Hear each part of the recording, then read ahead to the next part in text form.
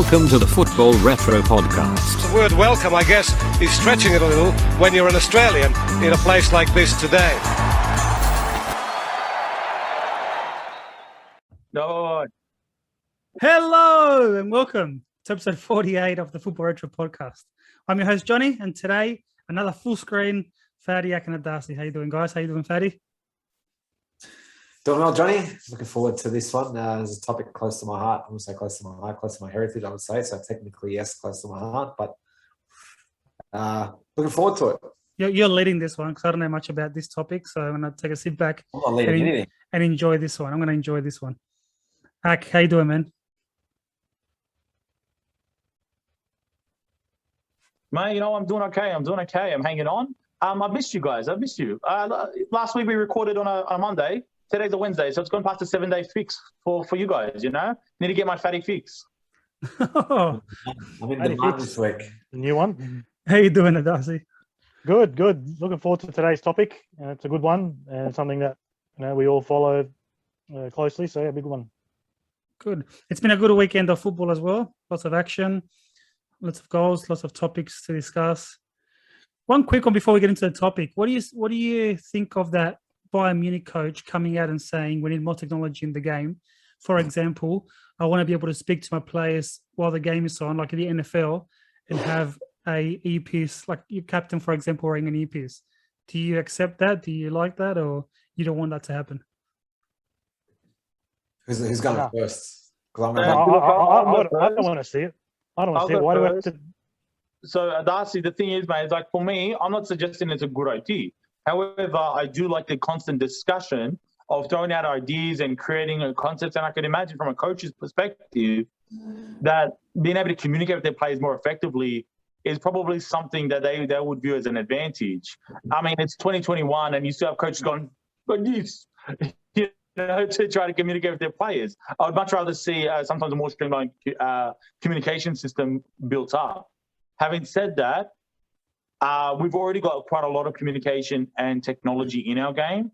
We've already got a lot of issues with that technology. So I'd rather, until we figure out the problems that we have with the technology right now, I would like to wait and hold off before they introduce something else. Fadi, what are you going to say? I totally disagree. I don't agree with any of that bullshit.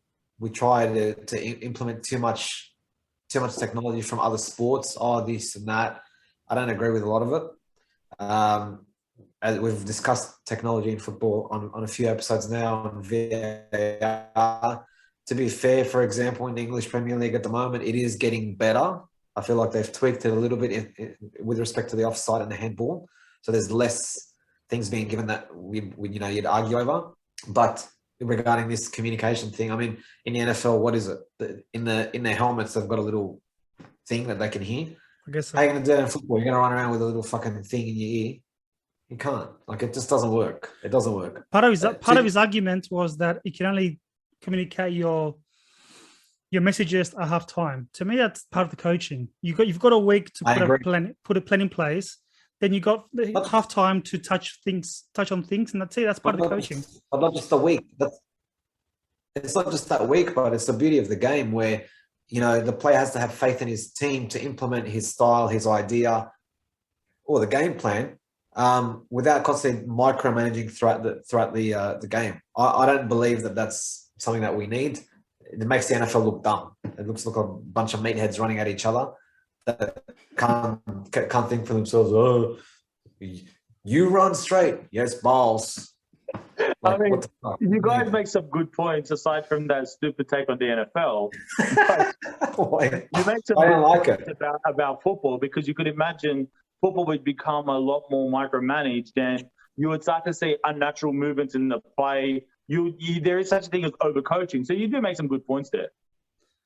I mean, don't forget, a lot of the beauty of football is in the unexpected nature of it, or a creative player that has the freedom to do what they want rather than be told, run here, go back, do this, do that. Yes, some players do get coached throughout the game, or as the game's progressing, the coach sees that something's happening and he may change formation, drop players deeper, whatever it is based on the game. But too much. We're putting too much technology now. doesn't sit well with me. I mean, That it was was beautiful, Fatty. That was it took- beautiful, mate. I love that.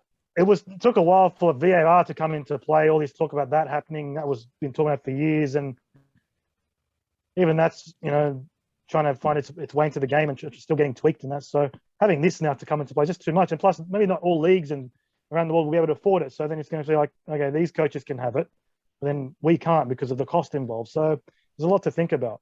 Fuck, we sound like a bunch of old men who don't like any progression. Well, I don't, but Oh, yeah, you guys do. within reason. Within reason. Let's jump into the topic. So the topic tonight is African players. We'll have a look at African players over the last maybe Last 30 decades.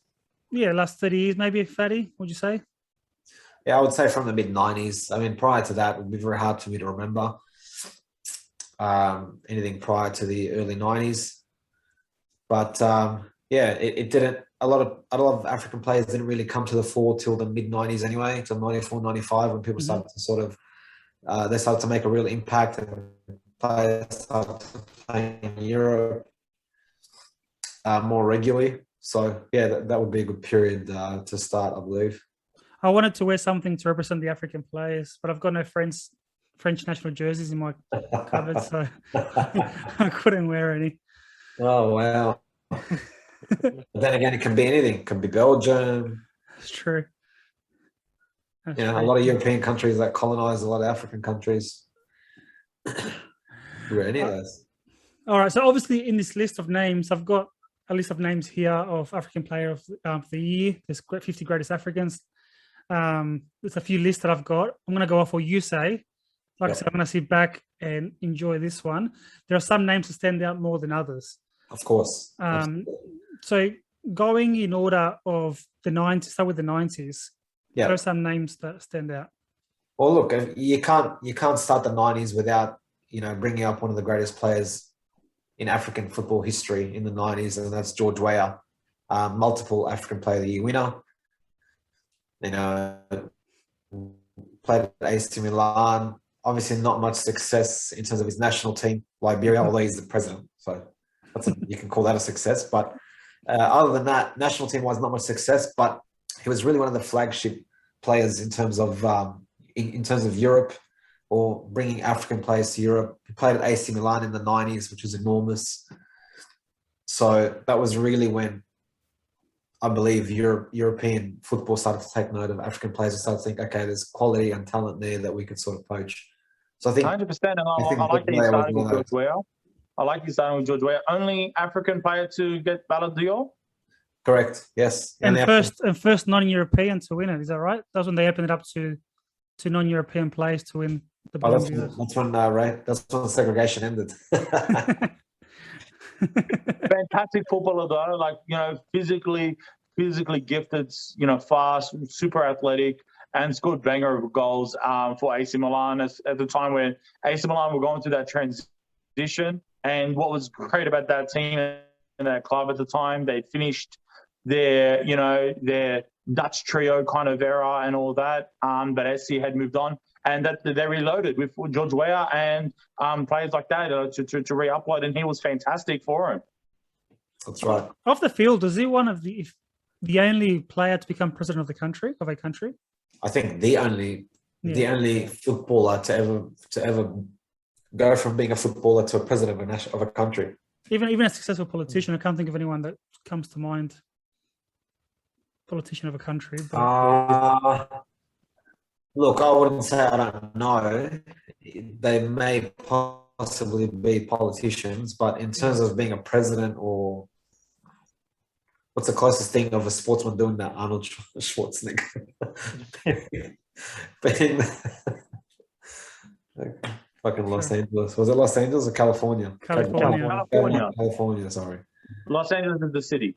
Okay, sorry. Fuck, expert resident American here. California. Can't offend him. So George Weah, he did win Best African Player in '89.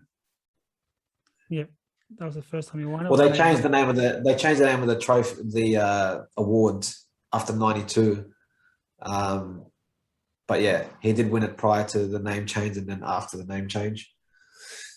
But he featured in 94, 95, and 96. He obviously won in 95. 94 and 96, he was a runner-up. So at that, he was really at the peak. That was the peak of his career, I believe. I think it just goes to show as well, being up there, winning at 95, 94, 96, runner-up, it just wasn't a flash in the pan kind of moment where, you know, he just had a one-season wonder. He was just so consistent, and, you know, his great days at Milan, also at PSG as well. He had he played very well there before he went to Milan, and then also had a stint at Chelsea, I recall, which I remember that. That was very random. It was like, yeah, random. I think it was a bit later in his career. Yeah, so it was later. It was a bit like. Just checking it, Darcy. Did you just call him a flash in the pan? I'm saying it wasn't. It wasn't. Yeah. Thanks, buddy. Yeah. I heard that. I heard it clearly. Mr. Selective Good job. Akram didn't. I think 90s in African footballers, and I think 1990 World Cup and a special goal celebration. Yeah, absolutely. So you're talking about Roger Miller, Cameroon. You know, the corner posts dance. Great imitation, the Fatty. Well done. He's definitely one there that's got to be on that list. Roger Miller as one of the greatest players. He also has the title of the oldest player to play at a World Cup. I think as well, oldest scorer as well, maybe. To score at a World Cup, which is at 94. I believe he was 42 at the time. Yeah, and they lost that game 6-1.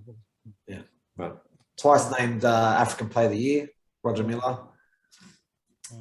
Speaking of great famous celebrations as well, 94 World Cup, Rashid Yekini for Nigeria with that goal celebration in the net, putting his hands through the net and shaking it.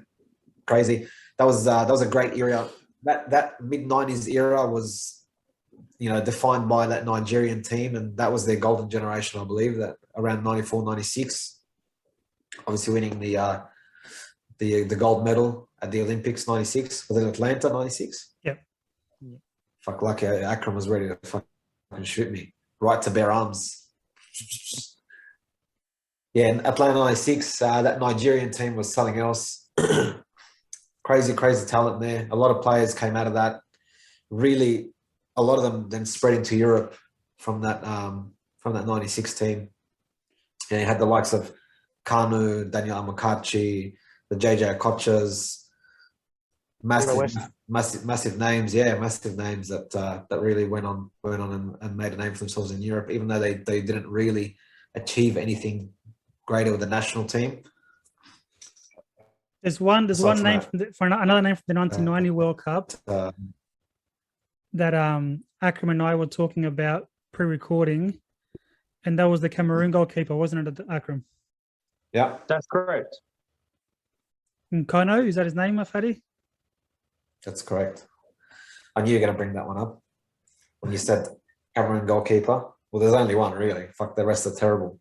Africa, let's be honest. Africans are not renowned for great goalkeepers. There are a few. The few that are going to be named are standouts. Is it because they're not renowned for producing great goalkeepers? Possibly, but they are great goalkeepers in their own rights. Would they be the greatest ever? No, I wouldn't. I wouldn't put them in that category. I find it very difficult to go past European goalkeepers. Yeah, no, fair enough, eh? But Anoku, right? Like, I guess the biggest notable thing is his performances in the 1990 World Cup, plus the anecdote that I was sharing with Johnny that Gianluigi Buffon was inspired to become a goalkeeper based on him. Yeah, that's enormous. I mean, that's huge. That's For what a him, legacy. Obviously, Buffon is Buffon now. So to look at Buffon's idol or who inspired him to do what he done, Yeah, that's his claim to fame, mate. If I was him, I'd take it. That's a legacy, mate. He inspired the greatest goalkeeper of all time. There you go. It's a big call as well. There you go. Another name that keeps coming up on this list, Fatty, and I didn't know who he was until now. I just realized who it is. The African Pele. Yeah. Look, Abedi Pele? Yes, correct. Fair enough. So they call him that obviously because of his playing style and the way he was so massive for his country, similar to Pele. But not one that I personally put on my list. I tried really to, as I said, to stick to players that really produced or made it in Europe or made it overseas as opposed to staying in their country.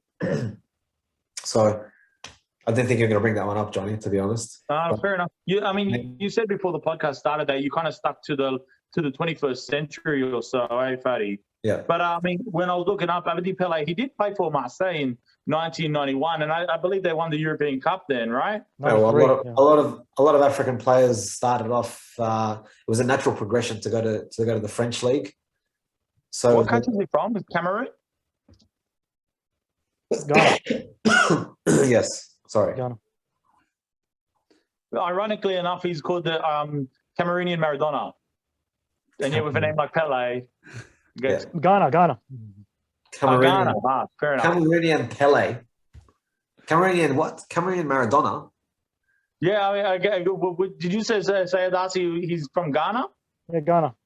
Yeah, fair enough. But yeah, his nickname was Maradona. Yeah, his name was Pele. Cameroon, it's the same, right? Yeah. There He's isn't the one. father. Okay. I That's what I was was wondering how long it was going to take us to get some casual racism. It was about, how long was it, Johnny? 12 minutes? About 15 minutes. I Yeah. just forgot. That's all. I missed the country. His son. Sorry. He's the father of Jordan Ayew and Andre Ayew, I believe. Oh, there you go. There's a bit of trivia. Yeah. There you go. Uh, Are you Thanks aware enough. of that? The reason why I brought him up was because on his top 50 plays lists, he's ranked number 8 and number 4. Wow. So he's ranked pretty high. Let's move on. Fadi, who's next on your list?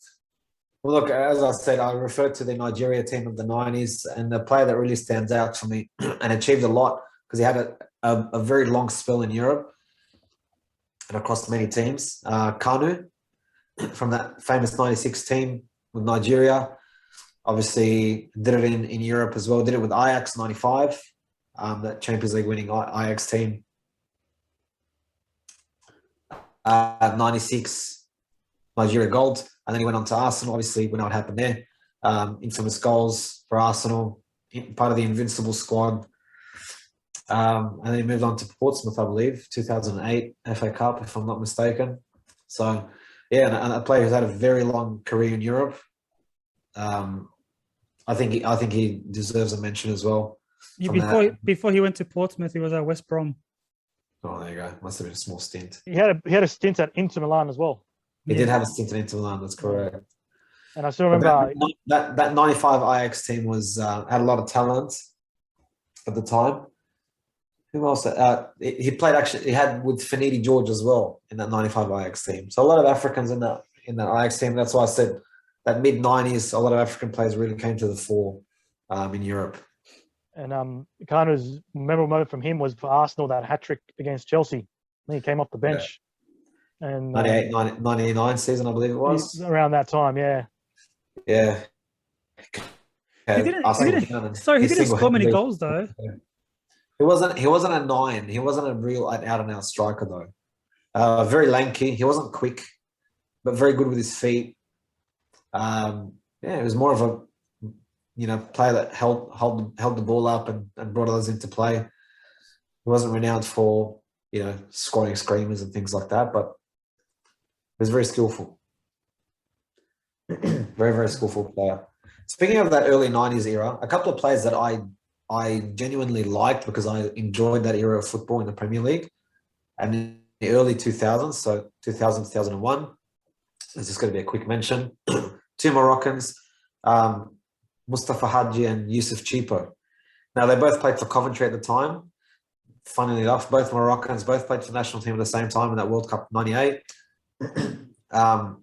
Just didn't do anything special. They didn't have no special careers or anything, but skills-wise, African players are very skillful, very powerful. They were very loved by the Coventry fans. They had a very short stint there, but I used to enjoy watching Coventry to see them as 2 African representatives very early on in the Premier League before the influx of African players. So it was always good to watch 2 Moroccans. Fair enough. But we jumped ahead a little bit there. I jumped a little bit. That's okay. I thought I'll get them out of the way quickly because there's not much to discuss about them. It was just a notable mention. But yeah, the early 90s, mid 90s, Nigeria team, amazing. A lot of players. 96, Kanu won player, referring to Kanu. Kanu was African Player of the Year, obviously after winning the gold. The gold with Nigeria. George Weah, again, we said was runner-up. 98, who I referred to, Mustafa Hadji, was African Player of the Year as well, the Moroccan. So a lot of players in that era. JJ Okocha and Sunday Olise from that Nigeria golden generation in 98 as well. I remember, was it Sunday Olise scored that goal in Spain? Best goals I've seen. That was a cracking goal. What a win that was. Yeah, that was a crazy result against Spain. Funny enough, you mentioned Nigeria in the 98 World Cup. They topped the group of death at the time, ahead of Spain, Paraguay, and Bulgaria. And then they got to that second round match against Denmark, and a lot of expectation of Nigeria winning that game. Yeah. And I think they got ahead of themselves, and then Denmark just wiped the floor with them 4-1. They demolished them. And yeah, I think just not long ago, there's reports, like it came out saying that before the game that they were out partying in that. So that's probably what affected their game at the time. So yeah, it just would have been interesting to see how far they would have gone then in that tournament. What was the result between Nigeria and Paraguay, that tournament? Paraguay won. They had to win. Okay. They had to win to make it, and Nigeria already topped the group by the way. What are you Johnny, are you actually trying to test it to see if he's going to fail? No, I was actually curious. I knew okay. Chilivert was key in that game. Of course. I wanted to know. It's very upsetting to think that no African team has won the World Cup yet. Well, Pele, the Brazilian Pele, predicted that an African team would win it by the end of the 20th century, but it didn't happen. Yeah, just like he predicted that whatever drug he was taking for erectile dysfunction was going to work for him. You should get see a doctor. What an ad. You mentioned JJ Okocha. So he was edged out for African Player of the Year by Hadji in 98. Now, that's when he was at PSG still. That's so correct. before he went to Bolton.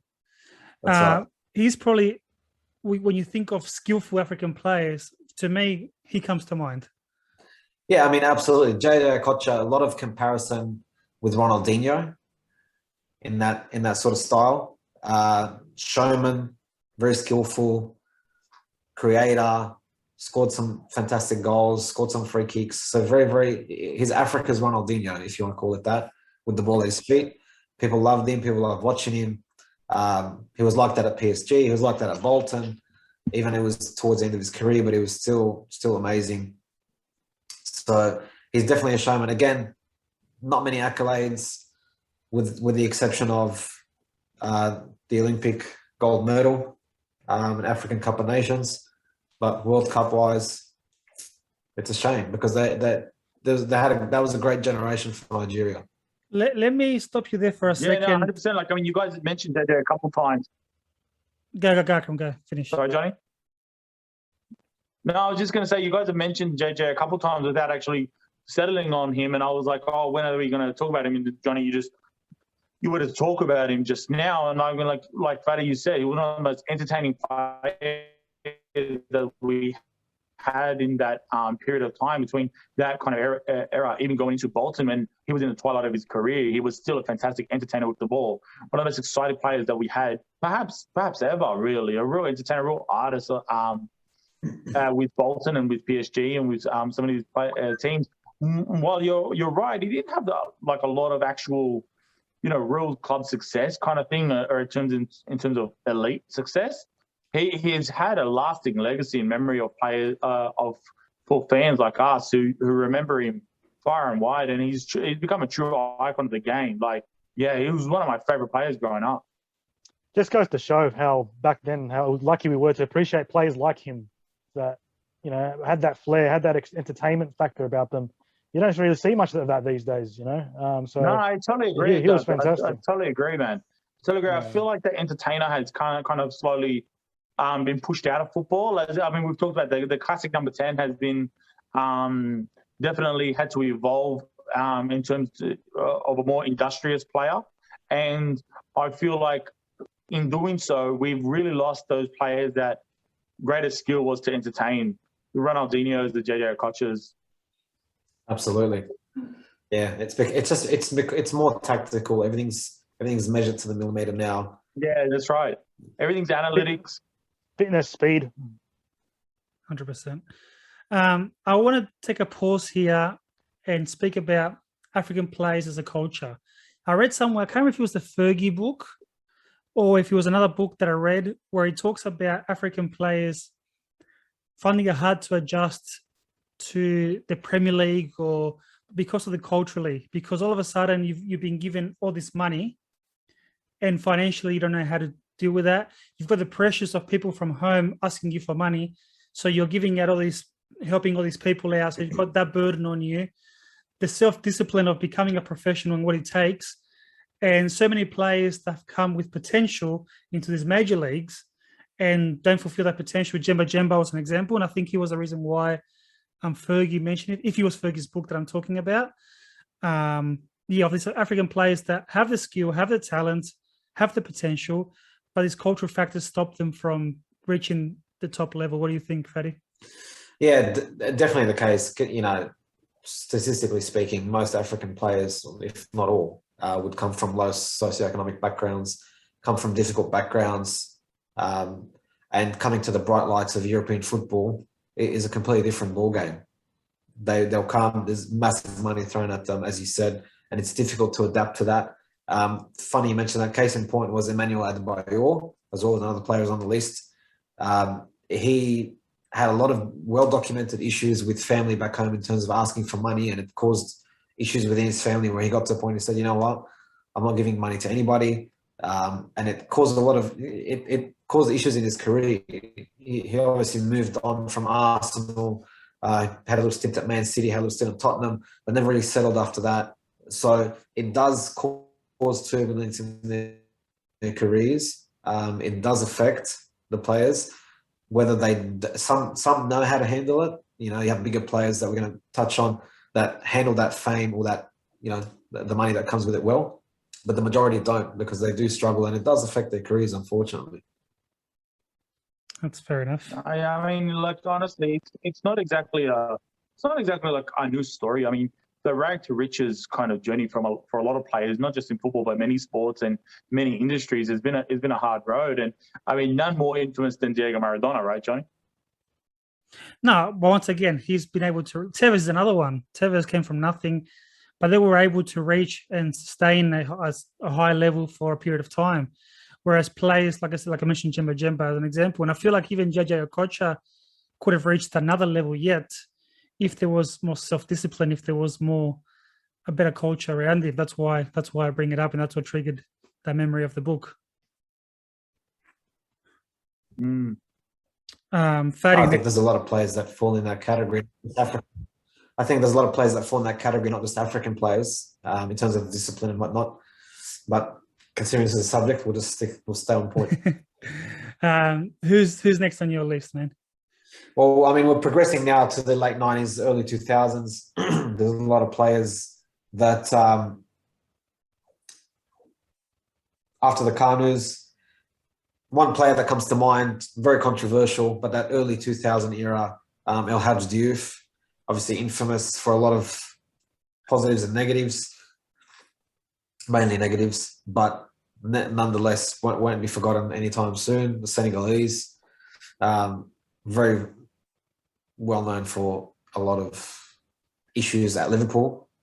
That 2002 World Cup as well. They beat, was it beating France in the first round? The opening game, I believe. Yeah, France had a World Cup that time. Yeah, but he won, as I mentioned. No, He was a skillful player, playmaker, goal scorer. He did a lot for Senegal, but worst attitude, worst behaviour, terrible fucking person. why do you, Absolutely. why do you Just say ask- that? What, Just ask him. what are the stories at Darcy? What are the stories Fatty's talking about?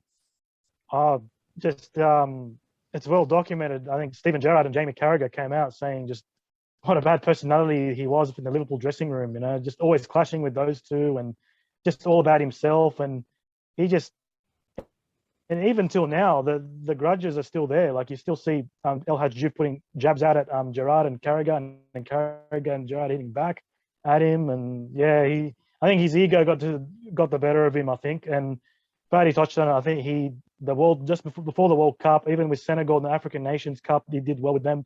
They got like a runner-up twice or once in 2000, 2002. Had that great World Cup, and then made that move to Liverpool. But you know, started off okay, but then just fell apart and just became a journeyman after that. And yeah, like too many incidents, too much Yeah, controversy. I mean, it's Just too all much. true what you're saying, but like, I have to say, yet another player that joined that amazing Bolton team with a lot of exciting results. Not all good as we kind of discussed around this player, but definitely exciting player, full of potential, full of talent, and yeah, I've got to say, I had a soft spot for him when he played for Bolton for about 6 months to a year. Yeah. Yeah, I mean, he had issues as well at Blackburn when he went there. The spitting incident, numerous spitting incidents, not just one. Celtic as well. It's the same thing. Yeah, Celtic. So he's been around. He's been around some of the bigger clubs in Europe. I mean, doing it at Celtic, the biggest club in Scotland. Liverpool at the time, FA Cup winners, constantly, challenging. So he wasn't at a small club in England. But after that, it just went downhill. Like he was a personality that they couldn't control. So yeah, that works against him. Works against him in terms of a footballer, but ability-wise, you can't take away from him the fact that he was that good. And 2001, 2002 African Player of the Year is testament to that. Very good. Bouba Diop is on that list as well now too. Yeah, Bouba Diop. He scored that goal, I believe, against He did, France. yeah. In An the first round, iconic celebration too, taking off the shirt and all dancing around it. Yeah, that's right. That's right. Yeah. Sadly passed away last year. We did mention that, didn't we, in one of the episodes? I remember. You brought it up. Yeah. I think it was an episode where we did footballers who had passed away in the past year or something. Yeah, around not long after Maradona, I think, passed away. Or before. What episode was that, Darcy? Let's see. Between 10 and 20, I don't know. Is that when we spoke? Akram, is that when we spoke about Jasmine as well? How is Jasmine doing anyway, Darcy? Shut up. You guys, worse than the media.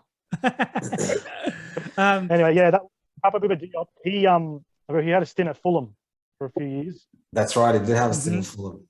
He was just that big guy in the middle, defensive midfielder, can play box to box.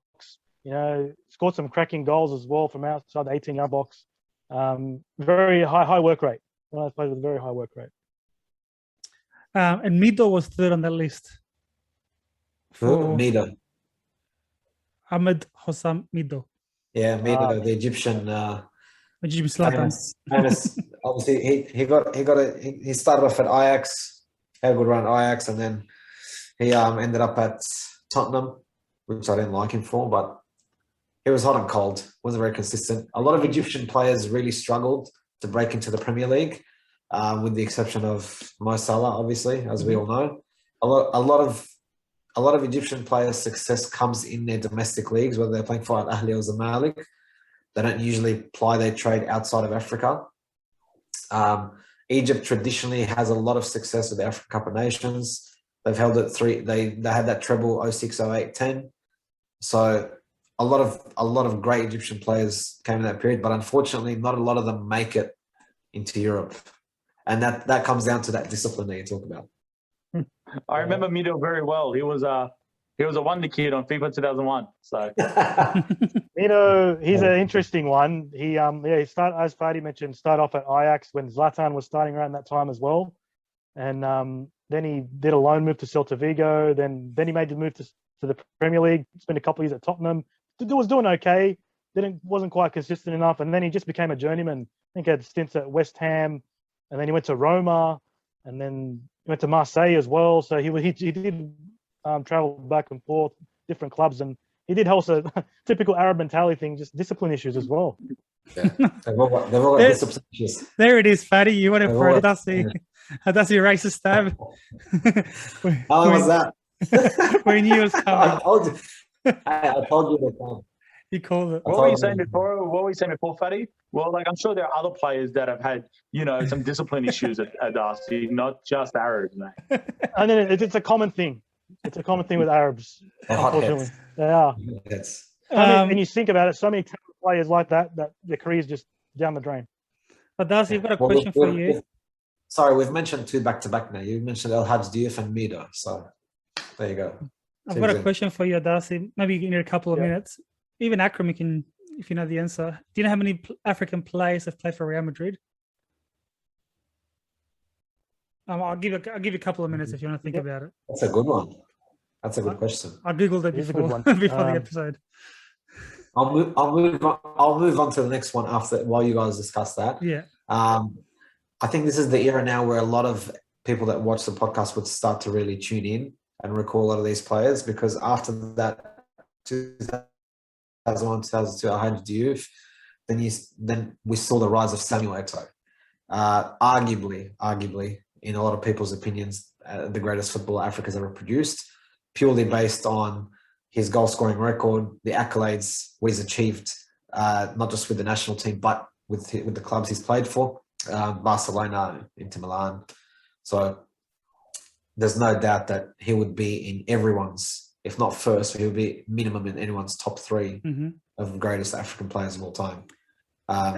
Worthy mention, and I only mention him now because we're up to 2003 in terms of African Player of the Year, and he won it 3 years in a row: 03, 04, 05. And 03, he won it playing for Mallorca as well. He wasn't the Barcelona. That's He was right. still a Before we moved to Mallorca. Barcelona.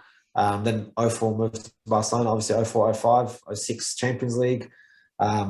He didn't win it into 06. He was runner-up in 06, but still to be 4 years running, 4 years to be the top 2 African Player of the Year is a testament to him. He still holds the record for. He's still his national team's greatest goal scorer, so Cameroon, and he's the highest goal scorer in African Cup of Nations history. So that's another record he holds as well. And he also has a record, I think, the only player to win back-to-back trebles with different clubs. Inter Milan Oh yeah, and Barcelona. And Barca in 09 and Inter in 2010, yeah. What do you think of him, Yeah, Akram? he's all right. he's all right. Yeah. Why don't you like There's a him? few players- Sorry? Why don't you like him? I mean, he was a bit full of himself as a player, a bit arrogant, and he played for was. Barcelona. Enough said. He's very arrogant. I read a thing about he referred to Messi playing with him when someone said, "Oh, you've played with Messi." He said, "No, Messi played with me." Yeah. Fair enough. Messi was still up and coming. Eto'o was well established. So I mean, I get it. Messi didn't get good until he moved to PSG. So And I think he had a go at Guardiola saying Mourinho was better or something as a coach. he loved Mourinho. That is true. Like he fought for him to the death. I think it's a bit of a misnomer when he won back-to-back trebles, because in that 2010 season, he didn't exactly play at his best. It was all right. He scored 8 goals for Inter in that season, and ended up getting pushed out to a fullback role for the final. That's how dangerous he was. But, I mean, congratulations to him. He did well. What do you He got mean? his one- It was at the end of his career by that time. Like he didn't have much left. You're Mate, talking- that's no excuse. I mean, fuck, you're talking about he's not dangerous enough. The guy was a poacher. He was a poacher. By the way, Akram, in 2010, playing for Inter, he won African Player of the Year. There you go. That was his 4th. I remember him as well. I remember Eto'o, the Sydney Olympics in 2000, leading Cameroon to gold. And I remember that final when they were against Spain, down 2-0. They came back 2-2 and they won on penalties. And that Spanish team had players like Xavi and Puyol playing for them at the time. And that's that era, sorry, Johnny, where we moved from the golden generation of Nigeria in the mid to late 90s to the early 2000s, which Africa's golden generation became Cameroon. So you're talking about 2000, 2001, 2002. Cameroon really came to be what we know, you know, producing the players that they produced, the Rigobert songs, the Samuel Eto'os, all these big names that started to play in Europe. Jeremy as well. Jeremy's another one. Real Madrid. When did Cameroon wear their non-sleeve jersey? That was in the 2002 African Nations Cup, and then leading up to the World Cup, they actually had to cover the sleeve on the side with something. They couldn't actually have it completely sleeveless, just for FIFA requirements. Such. Fair enough. I remember that. I don't know what was going on there, but that's synonymous with that image of Samuel Eto'o and that sleeveless shirt. It was just synonymous with Cameroon in that era. Look, there's a lot of names to cover in the next 15 years or so, so let's get into it. Let's jump into Drogba, who's second on the list. Yeah, so Didier Drogba comes in at 2006, where he wins Player of the Year with Samuel Eto'o runner-up. Obviously, Drogba came into his own then after moving to Chelsea, and the success he had with Chelsea in 2005-2006, very instrumental. He really exploded onto the scene, Premier League, big, strong, athletic player. Mourinho loved him, shown a lot of faith in him. Apparently wanted to sign him well before that, but never had the chance until he got to Chelsea and they ended up signing him. And yeah, it was pretty much a match made in heaven. I love Drogba, especially during the time that you're referring to. I was always a big fan, and I still am, of players who have, been a bit of a journeyman throughout their career and then didn't make it big until like everyone's counted them out. And, that 25, 26 age is usually when players start to be viewed as all right, their potential they've reached. And so players like him who, didn't exactly get that much attention at an early age, all of a sudden just worked it out. Something that, for me, it's almost mystical how people they just figure it out one day. And after that, he's off with his career. And I loved watching him play. Physical and athletic, knew how to score with his head, a real all-round striker, a real classic number 9 as well. I got to say, though, in present day, I've started to get a little annoyed with all the narrative around Drogba. He's getting a little overrated. A lot of our listeners... How do you even come to that conclusion? What's made him overrated? Well, I was about to say, if you hadn't interrupted me, but, a lot of our listeners, Johnny, you put in some polls and we've seen some Insta posts where, he's been like one of the, top players of the last 20 years. People have rated him over Raul. See? I knew there was something that triggered you. And it's Raul's been triggering you for 2 weeks in a row now. That's the problem. I don't know. Maybe it's a role thing. Maybe I got to start getting upset at him because he always seems to be involved when I get triggered. Just like you, Fatty. So I don't understand, mate, this issue. So for me, it's starting to get a little overrated. I think he was a fantastic player. Did really well. Played above his talent. Scored some incredible goals and got some great rewards. But come on, steady on, guys. I think he was a. I was going to say, in Fergie's book, he said that he wanted him as well before Chelsea poached him. So it would have been an interesting career if he ended up at United instead of Chelsea. One could say also better. He's also part of the, could say, golden generation for the Côte d'Ivoire when they made their first World Cup in 2006. That a team stacked with quality players. Who? And also Ivory Coast, mate. He's just being French. Ivory Coast, Darcy. It's Côte d'Ivoire officially. So. Oh, okay, mate. All right. Move on. Mate. Are you serious? Just to mention now, we spoke about African teams' golden generations. Nigeria in the late 90s, Cameroon in the early 2000s, and then from 2006, that Ivory Coast team is the biggest disappointment for Africa. Considering the quality they had, that team on paper should have at least made quarterfinals, semi-finals of World Cup. I remember being scared before versing them in 06. They're in a group, weren't they, Darcy? Yeah, interesting on Ivory Coast. They made their first World Cup in 06 and then 010 in 2010.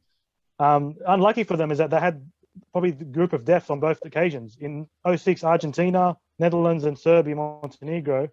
And then, each of those games, they actually played quite well. They only lost 2-1 to both Netherlands and Argentina. They beat Serbia. And in 2010, they had Brazil, Portugal, and North Korea. Tough groups they had, unlucky, but I think the disappointment for them was 2014 when they had an easier group, and then they got knocked out of the group stage in that one, which a group where they expected to make it out of. They were coached by Henri Michel, wasn't it? 2006. Yes, I believe so. Yeah. Yeah, but You know, refresh the memory. Who else played for them besides Drogba at the time?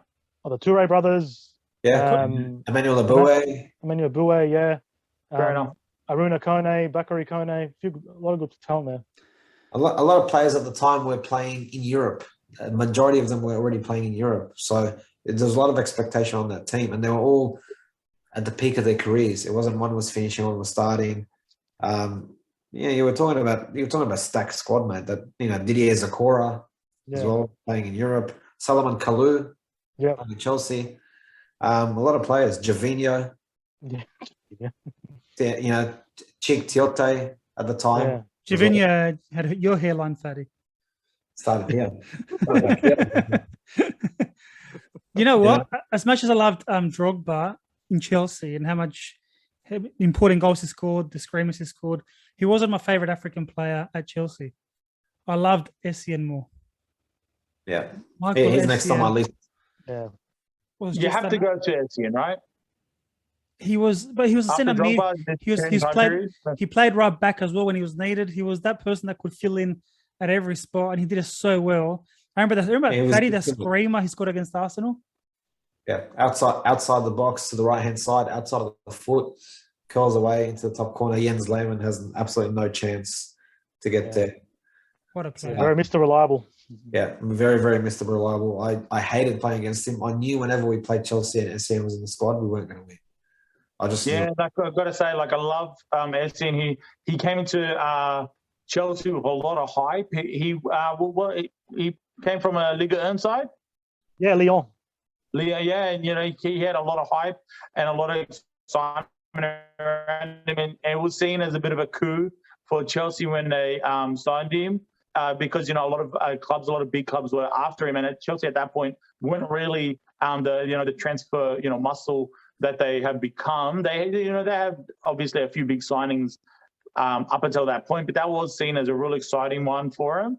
And he was, like you said, Johnny, an all-action midfielder. Did whatever he needed to do, energy up and down the field. He would score, he would defend, he would assist. But by the way, Johnny, Essien reminds me, you had a question for us. Did you want us to answer now? Before you answer, just quickly on Essien, Johnny, you'll be disappointed to know this, but obviously Essien never won an African Player of the Year. He finished runner-up 3 years in a row. Sorry, finished runner-up in 2007, 2008, 2009. He was in the top three, but 2007, unfairly, I believe, he didn't win the African Player of the Year. He lost out to Freddie Kanouté.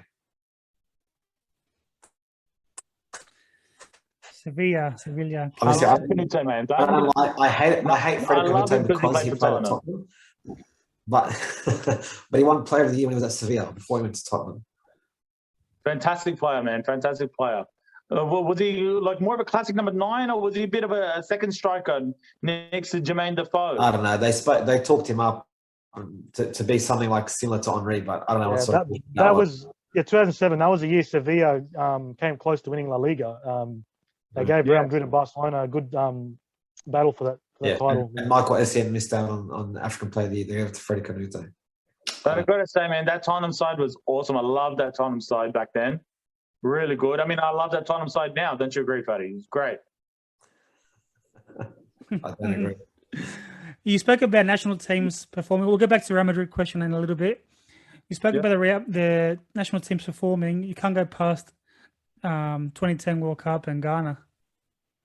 Yeah, absolutely. Ghana, massive. Asamoah Gyan, 2010 World Cup. He really made his mark when he was at Sunderland. And yeah, again, another squad that sort of had a lot of players there or thereabouts that started to come to the fore. I feel, unfortunately, that era of African football between late 90s to maybe 2010 was probably the best era or best possibility for any African team to really have a go at the World Cup and make a mark. After that, I feel like they've all fallen apart. Nigeria fell apart. The Ghanas, the Ivory Coast lost their. They all went through their golden. Sorry, Fadi. Cote d'Ivoire. Cote d'Ivoire. I don't feel like any of those teams really have the talent now that they did, a decade or so ago. I don't feel there's any African team at the moment who could potentially challenge, even to win an Olympics, to be honest. There's plenty of talent, plenty of African talent, but like you said, they're all spread out into different Very countries. disappointed. Yeah. Very And then disappointed. if you look at the 2018 World Cup, I think 5 African nations, none of them made it out of the group stages. First time for a while. What a stat. How do you fuck, bro? But you mentioned, I'm just as a It's all lead, about victory. segue for what you're saying, how you're saying up to 2010 they were doing well, quarterfinalists, second round. Yeah, and then 2018, none of them made it out of the group. Before we jump into Yaya Toure, give me 60 seconds on Keita from Barcelona. Seydou Keita, yes, he was a good player. Even though he played for Barcelona, he was very good in that midfield, like Mark Lessian in a way. Like he can be relied upon, does his job well. He scored some stunning, great goals in the time. He had a great year at Sevilla. Just all it took was one great season at Sevilla, and then Barcelona pounced on him. They bought him for pretty good money back then. Didn't really spend too much on him, and he did quite well there, winning the treble, winning a few La Liga titles, and a couple of Champions League titles as well. Could play anywhere in the midfield, played in the defense as well when required. Yeah, I think he was very good. He was just a solid player that you could rely on, and versatile as well. It was unfortunate to miss out on African Player of the Year. Obviously, he missed out to Yaya Toure. Was it 2011, I think? 2012, maybe? 11. Maybe. Yeah, he missed out to Yaya Toure. Justifiably so. Yaya Toure was a beast at the time. But yeah, back to Keita, he was very, very reliable. Was it Keita who got sick? Abidal. Oh, Eric Abidal, sorry. My bad. I was so confused, 2 black players. I've been the least racist out of the 4 of us. How does that happen? What was that? What did I say? Akram. I'm allowed to be. It's okay. I'm allowed to be. So Yaya Toure, what on the ball, probably the best player to come out of Africa, in my opinion. I feel like he started off slow in his career, and out of nowhere in Man City, he just started peaking to world class. This was another one that was a. Remember we spoke about, we could do a whole episode on players that Arsene Wenger was going to sign and was close to signing. Yaya Toure was one of those players. Obviously, his brother Kolo was part of the Invincibles and very, very involved in Arsenal for a very long time, and is a mainstay as a Mr. Versatile as well. He convinced Arsene Wenger to sign his brother and told him, "My brother's better than me. You got to sign him in that central midfield / defensive midfielder role." Wenger tried to sign him, didn't. He ended up at Barcelona, obviously, and the rest is history, as they say. He won. Definitely So he won. a player. I've got to say, a player that we've talked about Essien and you mentioned briefly about Seydou Keita. Like when you talk about all action and a guy who does it all on the pitch, I mean, there's very few players that typify what that means compared to Yaya Toure. Like some of the stats that he has produced has been incredible, has been amazing. Like some of it's maybe even unreplicable. Like he was your defensive midfielder, he was your shield, but he was so much more than that. A couple of those seasons that playing for Man City, he averaged over 90% completion for passing. And if I'm correct, I mean one of those seasons in which he averaged 90% passing completion, he also scored a ton of 20 goals, like more than Sergio Aguero. Am I correct, Johnny? I don't know. I can't remember. I'm not a Darcy man. Darcy will know, right? He at his peak, he was amazing to watch in full motion with the ball, without the ball. That title-winning side in 2012 was, I think, one of his best seasons that he had, and then winning again in 2014. Kind of faded off a bit towards the end of his time there, but other than that, apart from that, he was even at Barcelona. That 3 years there, he was very successful, winning the treble. At Man City, he was something that we haven't mentioned yet, which is he was a leader and a captain. So out of all the players we mentioned, there haven't been any standouts apart from you go back to the 90s with Miller and stuff.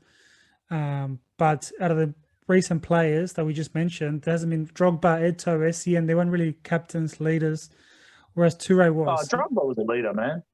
Yes, in his own way, but Terry and Lampard were there before on the captain's armband, and like I'm talking about Toure leading the club, and he was ended up being a figure of Man City.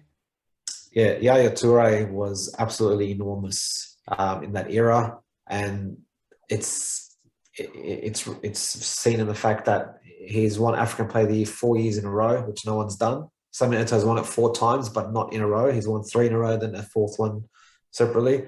Yaya Toure, 2011, 12, 13, and 14.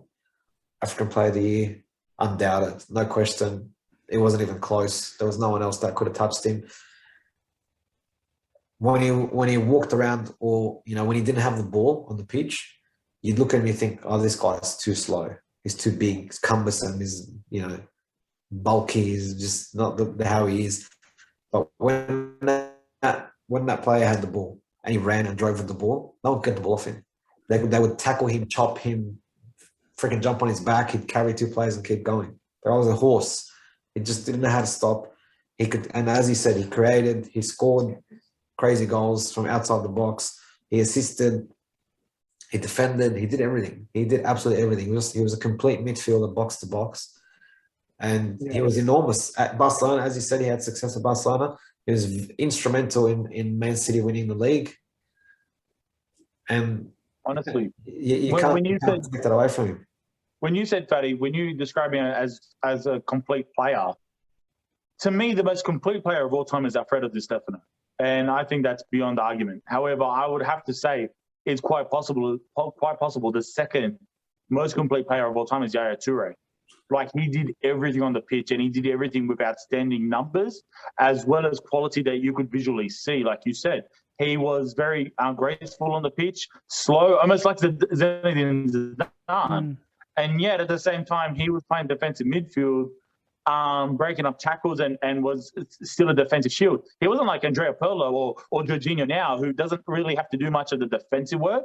He did it all. He was honestly easily one of the most complete players I've ever seen. I agree in the sense, like when you were describing him, some of the things reminded me of Zidane, and some of the things reminded me of Riquelme as well. So he's got so many different attributes from different players. Yeah, he really was a complete player. It's a shame how his career sort of fizzled out, as Darcy said, really towards the end. I feel like it didn't end gracefully for him. I don't know. And I feel like because of the way it ended, you probably feel it doesn't get the recognition that he kind of deserves. Yeah, absolutely. I agree with that. Also the fact that he was part of that generation of Ivory Coast that really didn't achieve anything, which is a disappointment. Being part of that same era and squad, with his brother, with Drogba, you'd think surely they would have had a crack. They would have had something. And he said under the belt. You said he won 4 in a row. 2015, he finished second as well. He finished runner-up. So there you go. Yeah, it's crazy. And 2015, he finished second to Aubameyang at Dortmund, who was having a blinder of a season. Thanks for clarifying where he was. Yeah. not at Arsenal. Settle down, Darcy. Settle down. Should we go past Toure without mentioning the song? Mentioning the song that the players created, the crowd created for them, for Yaya and Kolo Toure. Go on, John. Yeah. Come on, you know the song. I'll let you do it. Go for it. No, I just did it. So talk to me about Pierre-Emerick Aubameyang. Look, he really came to the fore at Dortmund. Very explosive, goal poacher. To be honest, when Arsenal signed him, I thought, wow, how did we even land a player like this? But as we do, players seem to flop on our end. I mean, not to say he's a flop. He had a great breakout season when he first signed. Once he got his contract extension, it was done. Well, get comfortable. 2019, he didn't even finish top 3, which is surprising. Well, he was at Arsenal, so.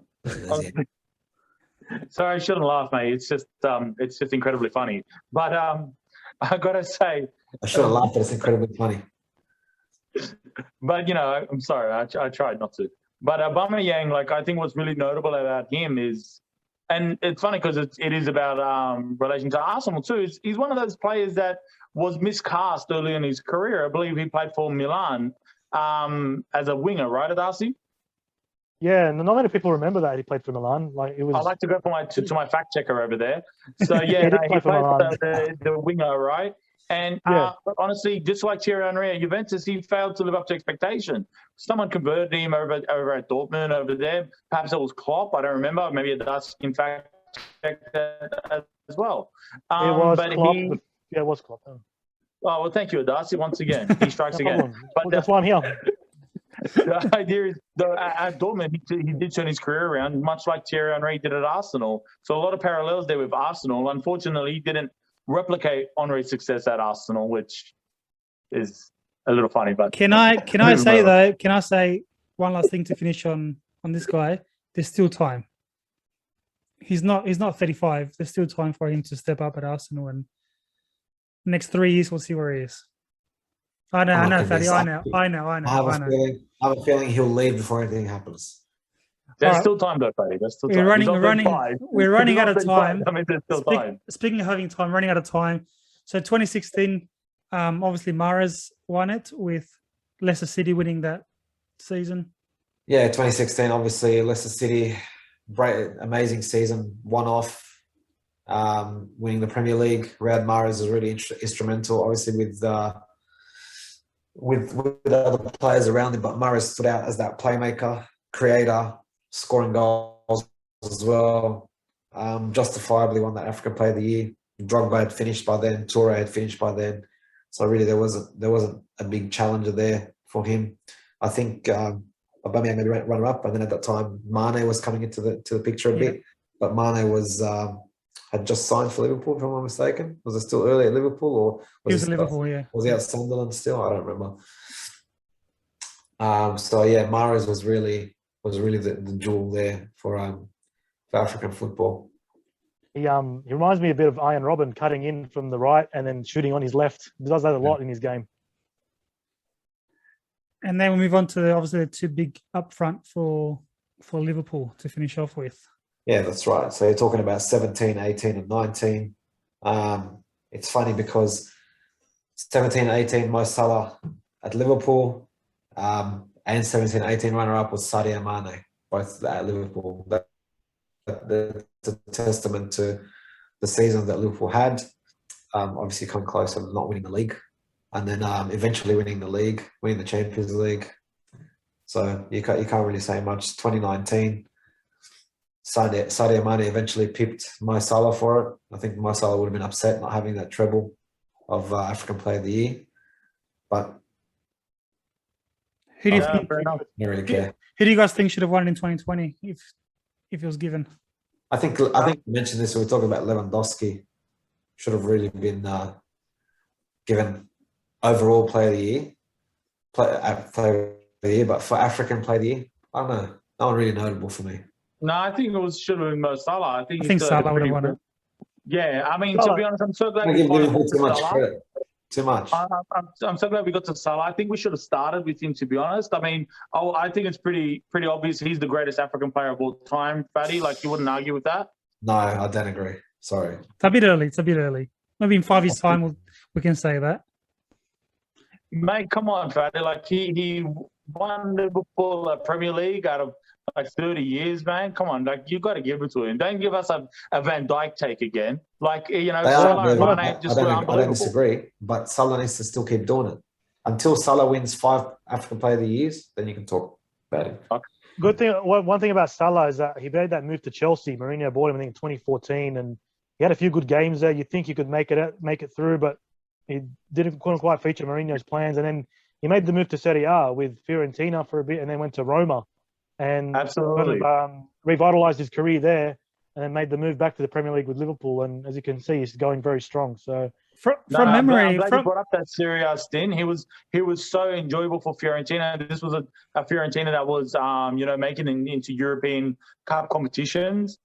And they loved him over there, and it was really sad that he got poached once again from a Chelsea team who were trying to cover from their litany of mistakes and all that kind of thing. Like it's great when we keep bringing up Chelsea's missed transfers and missed play. Roma, it was fantastic. Loved him in Fiorentina, loved him at Roma.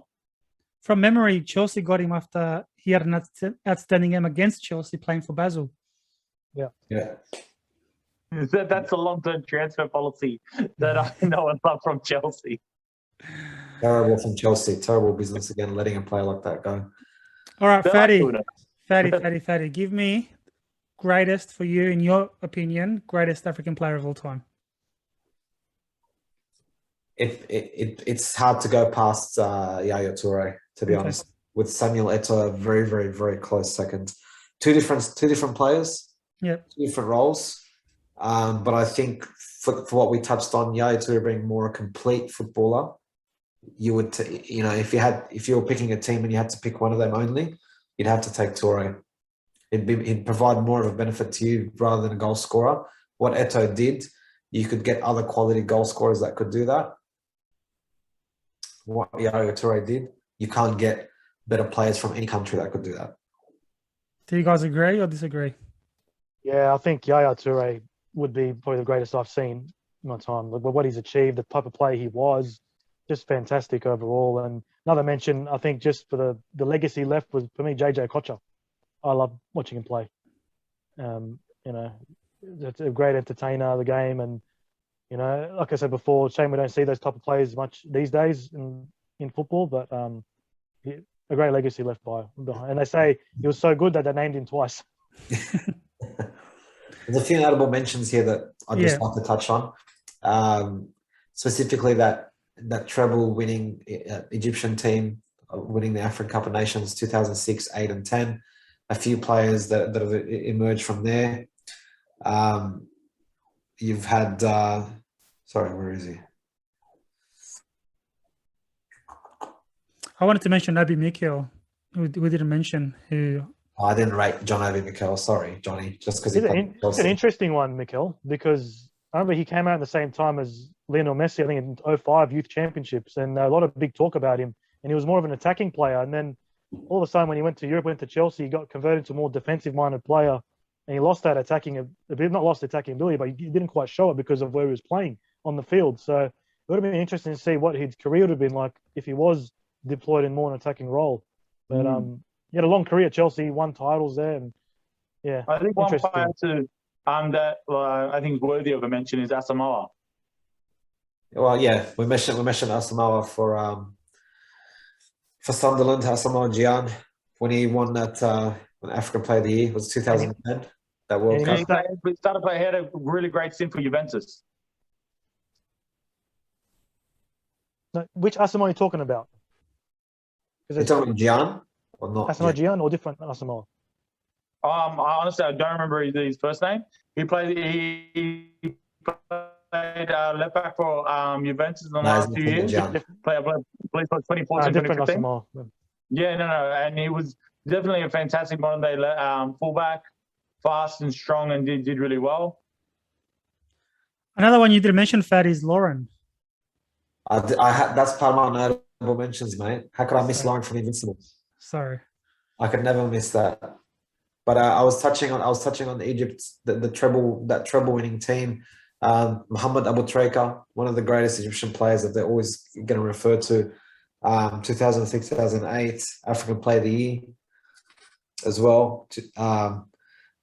Greatest Egyptian goalkeeper, Sam Al Hadari. He won four African Cup of Nations, which aren't going to be ever replicated. He's had the most games as well. World Cup now. Yeah.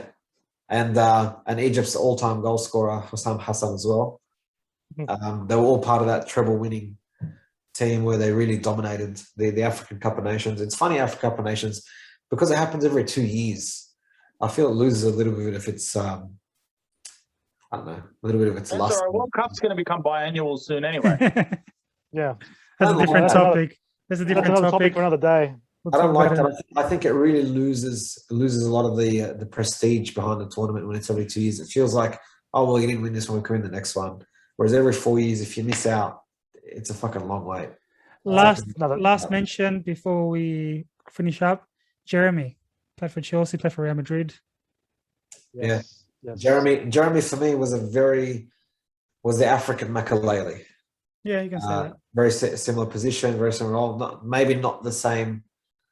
Maybe it's not mentioned in the same way that Makalele is. Makalele, I believe, gets more accolade and rightfully so to an extent. Jeremy, I don't know how his stint was at Real Madrid, but at Chelsea, I think it could have been better. He struggled to get into the team at times. There were other players ahead of him in that role. Real Madrid. Chelsea midfield was stacked, so he for him to even get in there was At Real Madrid, he was there from 99, 2000 to about 2002. 2002. He was successful in terms of title-wise, winning 2 Champions League titles, 1 La Liga, and there was a time where he was pushing Michel Salgado for that right back spot pretty well, but then kind of just became a bit part player on the fringes. Solid depth player, utility player, but he never was able to win the spot over Makalele. But he was a very important squad player before Florentino Perez pushed all the depth players out the window. So. All right, to finish up, we're over time. Or Perez, eh? How many blacks on the same squad? We're over time now. Akram, Adasi, how many players? What's the number? I'll go first because Adasi probably knows the answer. So I don't want to copy. I would say 4. 4. Adasi? I'm going to say 6. Here we go. I don't know this, so this will be interesting. Emmanuel 6. Adebayor. Look, I think there's 9 on this list, but I think some of them maybe didn't play first team. So Adebayor. You can't pick groundskeepers and shit. They don't count. Adebayor, Diarra. Yep. Oh, Lassana Diarra. And Mahamadou Diarra. Oh, Mamadou Diarra. Lassana Diarra is French, sorry. Essien. Yep. Eto'o. Yep. I forgot Essien played at Real Madrid. Who's that's this? why I don't like him. Hakimi, who's playing now. Oh, I forgot about Hakimi. He's at PSG, but yeah. Yeah. And Jeremy? That's 7. Valdo Yeah, from no. Cape Verde. Oh, Who Balboa. remembers that? Bro, no one remembers that shit. Come on. No, not Balboa. Valdo, his name is, I don't know. Oh, Balboa. Valdo Vieira, yeah. Yep. Javier Balboa from Guinea, Equatorial Guinea. And the 9th one. So so far there's 8. But they don't count. The 9th one is Mutiu Adepoju from Nigeria. Yeah, that he would have been. He wouldn't have made. Yeah. So let's just say 8. Let's call it 8. Johnny, if Adasi doesn't know him, then please. What was That's that? why. That's why. No, I've heard him. He played for Nigeria. I mean, played in the World Cup in '98, but yeah, it was a long time ago. Tell us how you remember that. What were you doing to remind you? What's the anecdote with Jasmine? I remember that name, Mutiu. Yeah, he played for Nigeria. That name rings a bell. Yeah, here's an interesting fact that some of you may not know.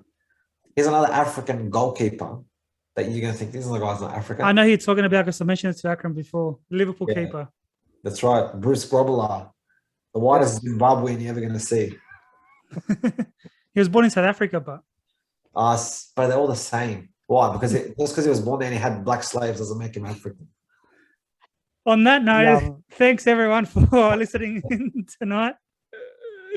Akram, stop being racist. I can see you, bro. He's not saying it, he's thinking it. 100%. All right. I think we kept the racism to a minimum, which is good. But it's a good episode. It's a little different. Like I learned a few things, so it's definitely It was good. It's definitely good. All right, guys, we've got 50th episode coming up soon. So 48 now. A big milestone. Thanks again for tonight. And we'll see you again next week. Ciao. Ciao, ciao.